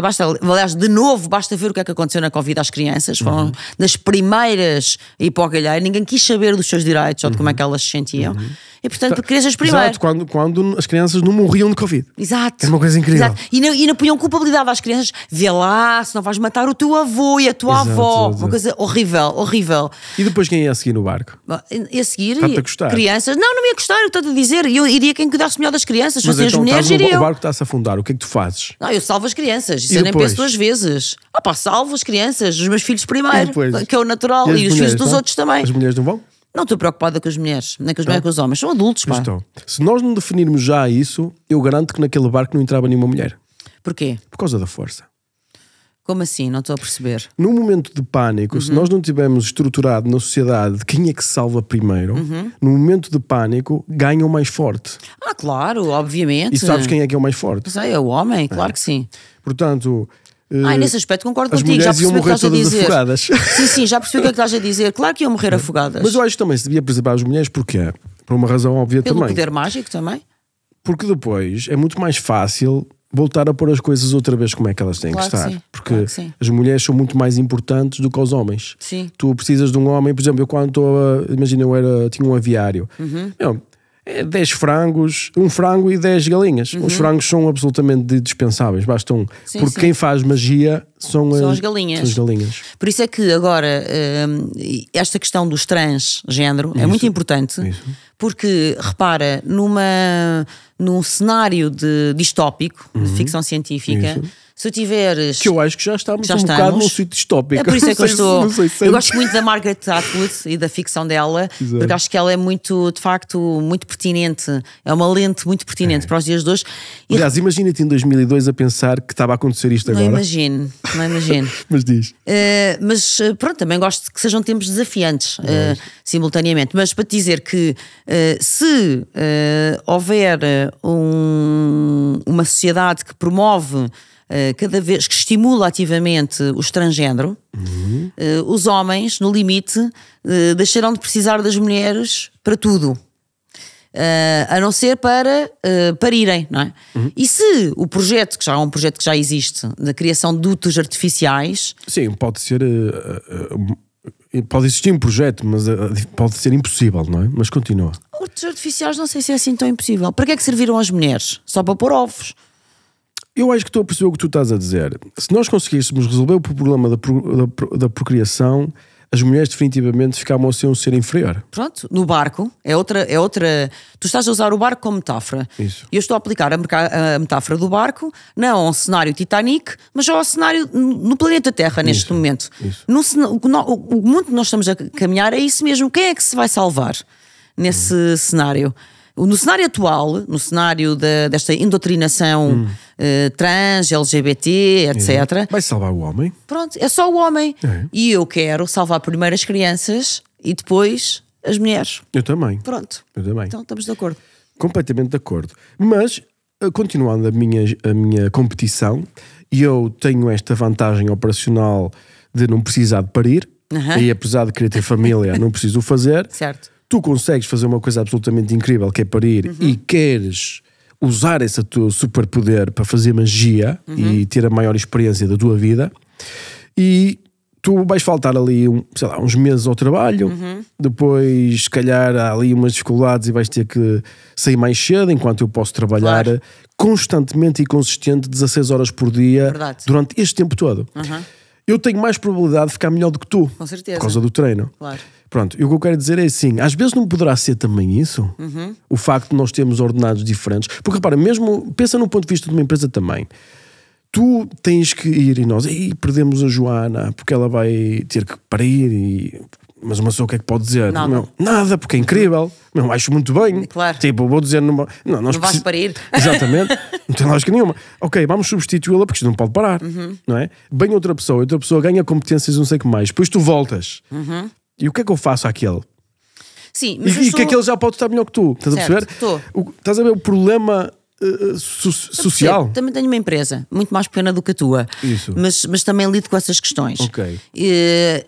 Acontece que mesmo fora dessas questões, e mesmo quando as mulheres não têm filhos, e mesmo quando as mulheres já criaram os filhos, ou outra coisa qualquer, isso subsiste. Portanto, esse padrão. Mas tu te vês atrasada, vais chegar a um sítio mais atrasado no fim também. Claro, verdade. Precisas de um raciocínio. Mas mesmo mulheres que nunca tiveram filhos, Miguel, este é um padrão social. Mesmo mulheres que não tenham filhos. Mesmo mulheres que não tenham filhos. Isto é um padrão social. Okay. E claro, eu devo dizer que eu acho que os homens colaboram melhor do que as mulheres.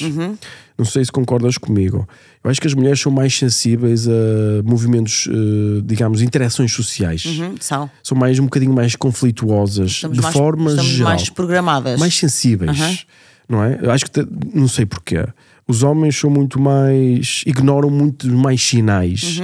E então são mais fáceis de se focarem, acho eu, não é? A minha opinião pode ser errada, mas é a minha opinião como empreendedor. Sim, quando eu fiz. Claro, e que trabalhas com muitas pessoas. Para mim não há diferença nenhuma. Para mim, podes ser mulher, podes ser azul, podes ser cor de laranja, podes ser deste tamanho, eu até gostava, gosto de anões, podes ser 3 metros de altura, não quero saber. Eu só me interessa uma coisa, produtividade, e se calhar por isso é que tem este sucesso, não é? Muito bem, exatamente. E pode haver pessoas que não são assim.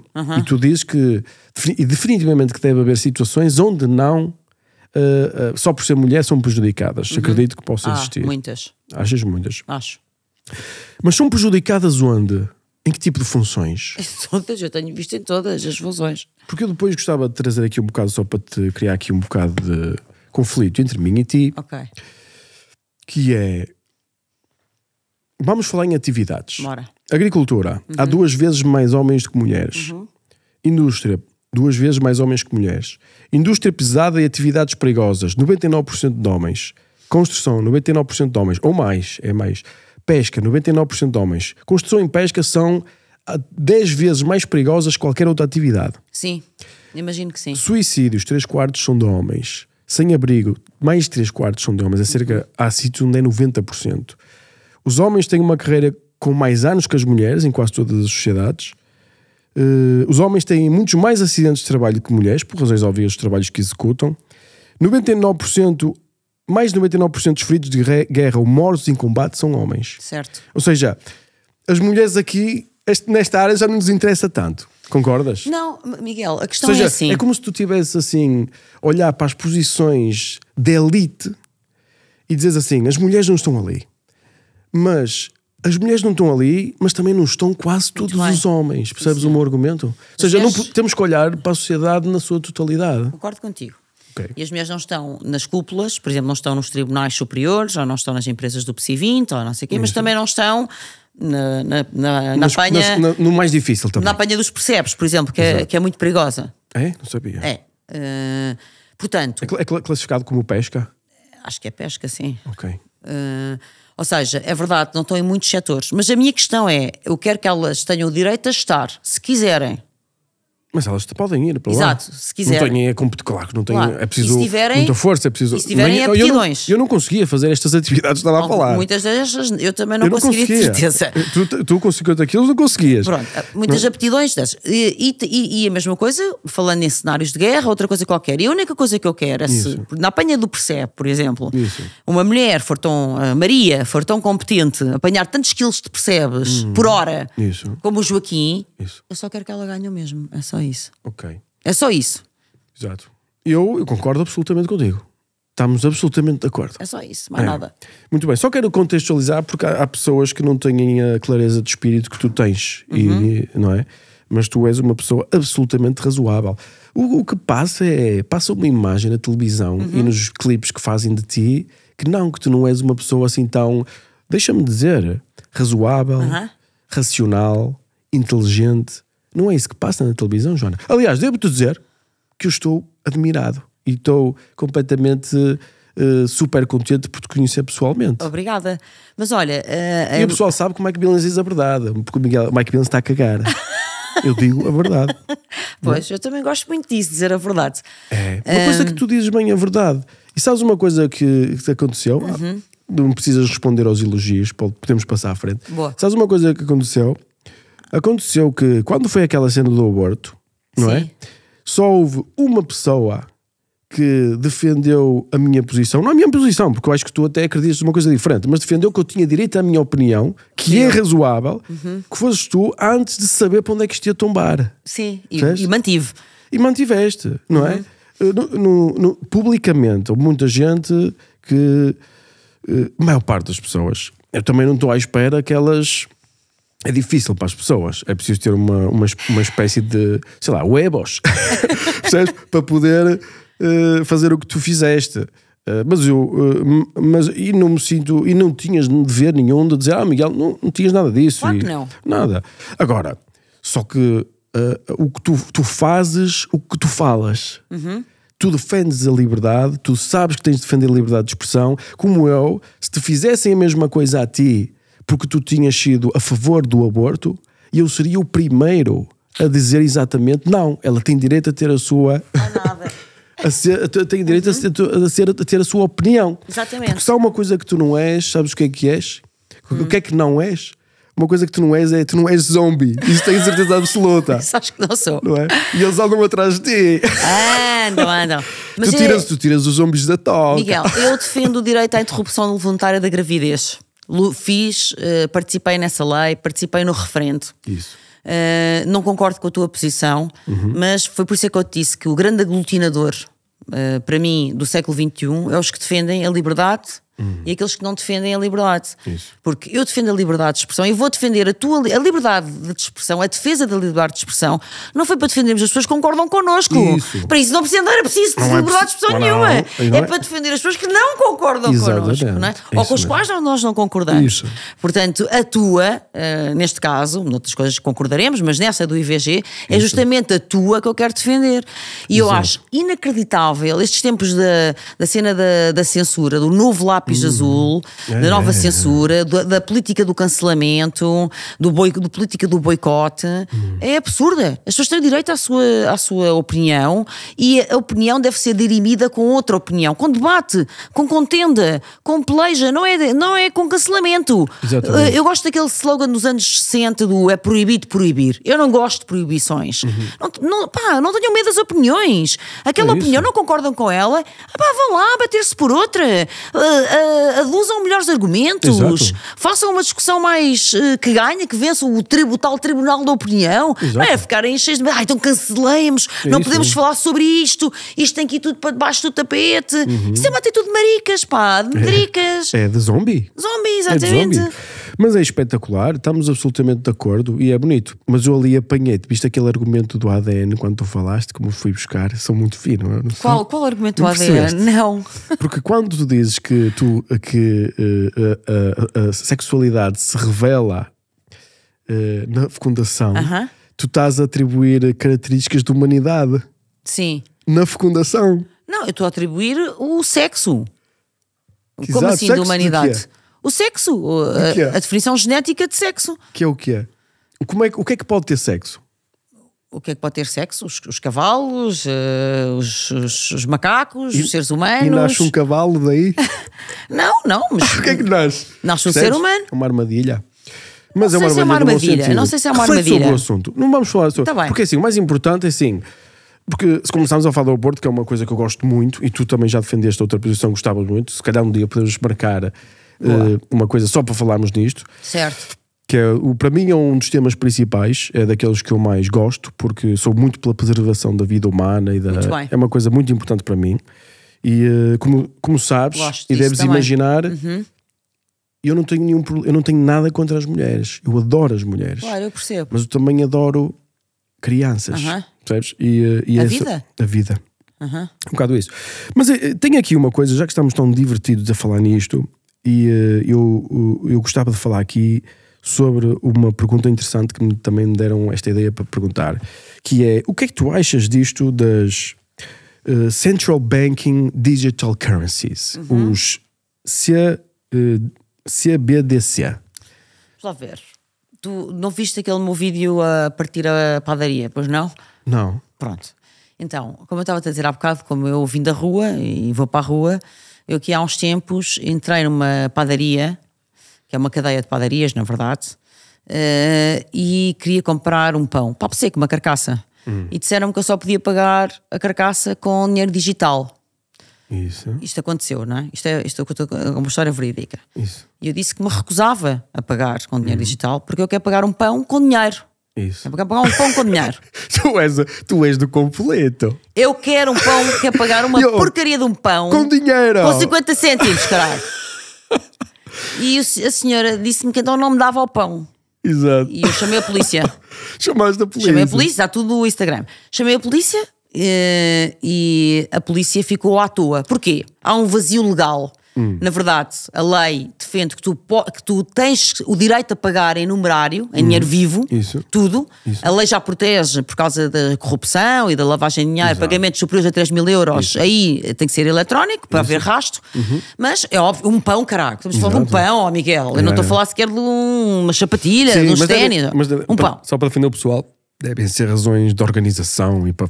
Percebes o que eu quero dizer? Mas continua. Não me interessa. Razões é que sejam. Interessa-me o dinheiro, o direito. Exato, que te interessa o direito. Não, interessa-me, porque é como a história da Covid.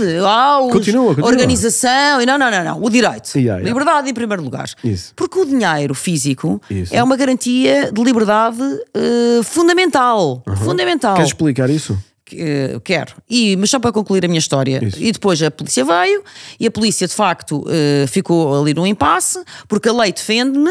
Só que não está previsto nenhuma multa, coima, sanção ao estabelecimento que recuse o dinheiro físico, certo? Exato. Pronto.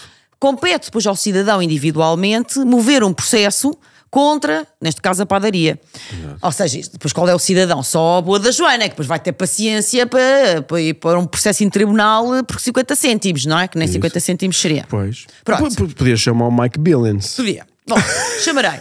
Então o que é que acontece? Acontece que eu fiz este escarcão na padaria porque está em curso justamente a introdução do euro digital e das moedas centrais digitais, que na minha perspectiva, isto para mim é a minha luta neste momento, é a minha luta principal. Eu estou agora totalmente focada nesta cena. Porque com o fim do dinheiro físico vai acabar a nossa liberdade, porque todos os movimentos teus vão ficar rastreados na hora, e não só na hora, como onde é que estavas, com quem é que estavas, quanto é que gastaste, em que é que gastaste, etc. Por exemplo, a Joana foi à padaria com o António, porque se ver que o António comprou uma bica, a Joana comprou um papo seco, àquela hora, na Avenida X, entraram, não sei o quê. Eu não quero esta sociedade de hipervigilância sobre mim, não quero, recuso. Mas sabes que a tecnologia tem mais poder até que isso. Eu sei que tem. Mas queres elaborar ou queres que eu diga? Mas podes dizer, mas só para te dizer ainda sobre isto, eu não sou a velha do Restelo, eu vivo continua. Eu vivo com os meios digitais, com naturalidade, mas quero que as pessoas tenham a opção de pagar para mais, além da questão do anonimato, da confidencialidade e da liberdade, que é só garantida pelo dinheiro físico. Também há um outro problema, é que o dinheiro físico também é uma forma de autonomia para muitas pessoas, para sem-abrigos, para pessoas imigrantes que chegam e que não têm acesso logo à conta bancária, para idosos, cidadãos invisuais. Há imensas situações, pessoas que não sabem gerir o seu dinheiro. Por exemplo, olha, quem trabalha, lá está, nas franjas sociais, não é? Prostituição, etc. Portanto, há muitas situações onde o dinheiro físico é vital. Exato. Mas para a generalidade dos cidadãos há esta questão. Portanto, eu não me importo nada que introduzam moedas digitais, mas que desde que continuem a dar em igualdade de circunstâncias o direito ao dinheiro físico. Isso. E devo dizer, Joana, que tu, se calhar mais uma vez, se calhar não compreendes esta tecnologia, se calhar porque não tens de compreender o mundo e o sistema monetário mundial. Por exemplo, são áreas que me interessam a mim. Como é que funciona o sistema monetário, como é que funciona a finança, como é que os bancos comerciais funcionam. Pronto, são áreas profundas que se gasta muito tempo e que se interessa a quem anda na área. O resto do pessoal não interessa. Mas quando dizes é o teu foco principal, mais uma vez, tu tens uma intuição incrível. Obrigada. É incrível, porque é definitivamente este ponto que é o que tem mais probabilidade de nos eliminar a liberdade. É isto. Exato. Porque esta ferramenta dá para fazer coisas ainda mais incríveis. Eu posso dizer assim, a Joana, vamos dar dinheiro aqui à população, ou vamos converter uma parte do ordenado da Joana e ela vai ter que gastar apenas só de 50 euros é que pode gastar em combustível. Porque nós temos que não gastar muito combustível por causa da poluição. Claro, pode-se transformar numa política monetária. Mas tu podes dizer exatamente qual é o prazo que tens para gastar o dinheiro. Podes dizer qual é que é... Já é feito. Mas de uma forma... Isto é muito na mais... China, sim, pronto, na China se calhar podem fazer, se calhar através do... Por acaso não sei, mas se calhar pode ser. Mas o que eu quero dizer é controle social. Exato. Ou seja, é perder aquilo que tu gostas, aquilo que tu valorizas. Esta ferramenta é uma destruidora de liberdade. Muito. Totalmente. Totalmente. E portanto esta é a minha batalha. Eu acho que fazes muito bem em estar nessa batalha. Lancei em 2023 com essa discussão na padaria. E neste momento estou a trabalhar nela intensamente, porque tenho consciência disso, que ela é um instrumento de política monetária, para além de ser um sugadouro da nossa liberdade individual. Instrumento de controle, claro. E que a sociedade é associada à identidade digital, que se quer também simultaneamente implementar. A partir daí somos autónomos. Somos autómatos completamente. Somos robôs completamente. E por isso, este ano, 2024, o meu projeto para 2024 é lutar com isto todos os dias. Todos os dias. Isto é a minha obsessão. Eu quero o dinheiro físico garantido em todo o lado. Não me interessa se é para comprar um papo seco, se é para comprar uns ténis ou o que for. É o último reduto da nossa liberdade. E, devo dizer, Miguel, que parto para esta batalha, como parti para muitas na vida, que sabendo que provavelmente em grande parte vou ser vencida. É como na batalha da Covid. Eu sabia que ia ser vilipendiada, que ia ser vexada, como fui, etc. Mas isso não me importa. Eu luto pela causa, não pela vitória. Uma coisa interior. Não luto pelos louros, é isso que eu quero dizer. Então lutas porquê? Pela causa em si mesma. Pela causa em si pela mesma. Virtude? Não, honra e glória? Não, pelo aquilo que eu acho que está certo. Estranho, porque essa cena, de onde é que vem isso no naturalismo? Eu não percebo. Percebes? Eu percebo. Esse sentimento que está aí tão forte, isso não tem nada de biológico. Não há nenhuma razão biológica. Como é que sabes? Então achas que é o quê? Mas observa, é auto-evidente. Diz lá. Tu estás a lutar por uma coisa que te vai prejudicar, não é? Que te vai gastar a tua energia e o teu tempo, onde provavelmente vai consumir os meus recursos. Vai consumir os teus recursos e em vão. O que é que o sistema biológico ganha com isso? Nada. Não, ganha muitas coisas. O meu sistema individual biológico ganha muitas coisas. Aprendizagem. Não, mas são coisas. Crescimento. Crescimento, isto é tudo metafísico, estás a falar tudo de coisas metafísicas, não de coisas naturalistas. Também a proteção da minha comunidade, não é? Lá está por falar nos neurónios espelho, etc. Mas isso já estás a fazer um salto muito grande. Não estou a fazer um salto muito grande. Tens que refletir sobre o naturalismo. Está bem, eu vou refletir melhor. Está combinado. Aceito o desafio. Mas acho espetacular esta CBCD. Aceito o desafio. Digo-te mais uma coisa, Joana. Mas, por exemplo, tu não viste esse vídeo da padaria? Não vi, mas vou ver. Eu vou-te mandar. E eu sou teu fã, como já disse por princípio. Agora sou 3 vezes mais teu fã. Obrigada. E devo dizer, e acho que este vídeo que nós estamos aqui, este podcast, vai servir para as pessoas conhecerem realmente quem é que é a Joana. Porque eu não sei se tiveste a oportunidade de ter uma conversa assim deste tipo noutros sítios, eu nunca tive a oportunidade de ver. Porque se eu tivesse visto uma Joana assim, a percepção que eu tinha, apesar de valorizar muito, não, era muito inferior à que eu tive depois desta experiência. Obrigada, Devo Miguel. dizer que todas as pessoas que eu tive aqui neste podcast esta foi a minha maior surpresa. É um espetáculo. Maior surpresa, quer dizer, não estou a dizer que te valorizo mais que os outros, não é? Sim, Apesar percebi, de valorizar surpresa, muito. sim. Surpresa do diferencial entre a pessoa que eu achava que tu eras e a pessoa que tu te revelaste, e a tua estrutura cognitiva, as tuas ideias, a clareza, ou seja, eu sou um filósofo ou um proto-filósofo, meio burro. Não é? Ou seja, eu estou sempre a procurar os defeitos de cognição dentro da minha cabeça e dentro da tua, certo. não é? Então eu consigo ver como é que as tuas ideias estão organizadas, é o meu único objetivo. Como é que estão as tuas ideias organizadas? Eu faço-te as perguntas e a questão é, com as perguntas que eu te faço, com as respostas que tu dás, que se fores verdadeira, se não te quiseres refugiar, dá para saber como é que tens as ideias estruturadas e tens essa cabeça organizada. Obrigada. Parabéns. Obrigada. Por isso, o que eu te posso dizer, Joana, é na internet pagar com dinheiro é um bocadinho mais complicado. Claro. Pronto. Portanto, acho que não é uma coisa útil na internet. Não é? Nem é relevante. Não é relevante. Mas eu estou do teu lado. 2024, se precisares de ajuda do Mike Williams. Vou precisar. Ok, eu estou do teu lado. Obrigada, isso conta muito para mim. Não é só eu meto o dinheiro onde a minha boca está. Ok. Está combinado. Se é para lutar pela liberdade, tu tens aqui um parceiro. Fixe. Estamos juntos, estás a ver? Estamos juntos. É que sempre é mesmo esta coisa. A liberdade, os que estão pela liberdade agora têm que estar unidos. Exatamente. Porque esta é a questão central. Não é esquerda-direita, não. Nada é disso. liberdade. Exatamente. Estamos juntos, Joana. Foi um prazer muito grande falar contigo. Foi um gosto também, Miguel. Também sou tua fã e também fiquei mais fã. Obrigado. É verdade. Um prazer, espetacular.